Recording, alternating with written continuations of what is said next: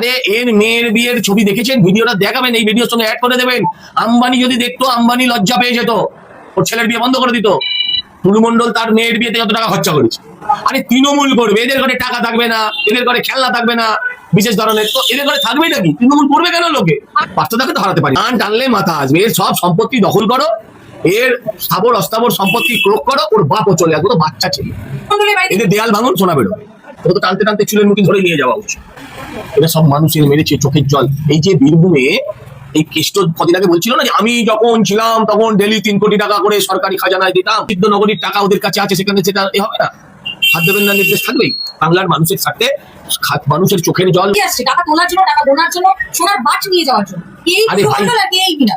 টুলু মন্ডলদের বাড়িতে সোনার বাট পাওয়া যাবে না, টুলু মন্ডলদের বাড়িতে কোটি কোটি টাকা বেরোবে না, টুলু মন্ডলদের হাজার হাজার জমির দলিল বেরোবে না। তো এদের থেকে আপনি কি আশা করেন? বাইবেল, কোরআন, গীতা এসব বেরোবে? এখান থেকে কি আশা করেন? আরে এর মেয়ের বিয়ের ছবি দেখেছেন, ভিডিওটা দেখাবেন, এই ভিডিওর সঙ্গে অ্যাড করে দেবেন। আম্বানি যদি দেখতো, আম্বানি লজ্জা পেয়ে যেত, ওর ছেলের বিয়ে বন্ধ করে দিত। টুলু মন্ডল তার মেয়ের বিয়েতে কত টাকা খরচা করেছে। আরে তৃণমূল করবে, এদের ঘরে টাকা থাকবে না, এদের ঘরে খেলনা থাকবে না বিশেষ ধরনের, তো এদের ঘরে থাকবে নাকি? তৃণমূল করবে কেন লোকে? করে নিয়ে যাবে।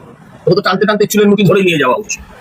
এটা সব মানুষের মেরেছে চোখের জল। এই যে বীরভূমে এই কেষ্ট কদিন আগে বলছিল না যে আমি যখন ছিলাম তখন ডেলি 3 কোটি টাকা করে সরকারি খাজানায় দিতাম, এগুলো হচ্ছে সেই খাজানা মারা টাকা। এগুলো হচ্ছে সেই খাজানা মারা টাকা। শুনুন, আপনার 2 কোটি টাকা রাখতে এতটা জায়গা লাগবে, ওদের যত জায়গা নেই না, সোনায় কনভার্ট করে না, এইটুকুতে হয়ে যাবে। তাই করেছে, তাই করেছে। এদের দেয়াল ভাঙুন, সোনা বেরোবে। টুলু মন্ডলের বাড়িতে নিষিদ্ধ আলমারি, আলমারিতে কেউ হাত দেবেন না, এরকম নির্দেশ ছিল।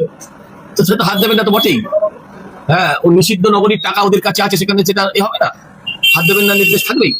সুমিত রায়কে এখনো অবধি খুঁজে পাওয়া যাচ্ছে না। সুমিত রায় পলাতক অনেকদিন ধরে, আবারও তার বিরুদ্ধে। ওর বাপ মাটাকে টেনে নিয়ে গেলেই বেরিয়ে আসবে। বাংলার মানুষের স্বার্থে মানুষের চোখের জল, মানুষের রক্তের দাম দিতে গেলে ওর বাপ মাকেও ধরা উচিত। সুমিত রায়ের বাপ মাকেও ধরা উচিত। সুমিত রায়ের বাপ মা মানে মা বারংবার বলছেন যে আমার ছেলেকে ফাঁসিয়ে দাও। হ্যাঁ, ওর ছেলে তো সতী লক্ষ্মী, ওর ছেলে তো সতী লক্ষ্মী। ওর মা এখনো বুঝতে পারছে না যে ছেলে আর আগের সরকারে নেই। আগের সরকার ওদের মায়ের মেজাজ হবে না, ও সুমিত রায় সরকার চালা।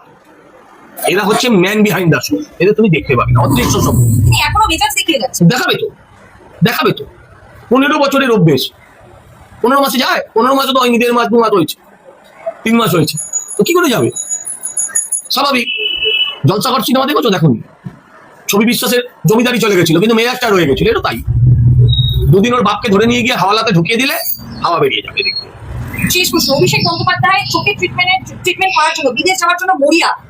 আসলে প্রবলেমটা তো চোখে নয়, প্রবলেমটা তো বুকে।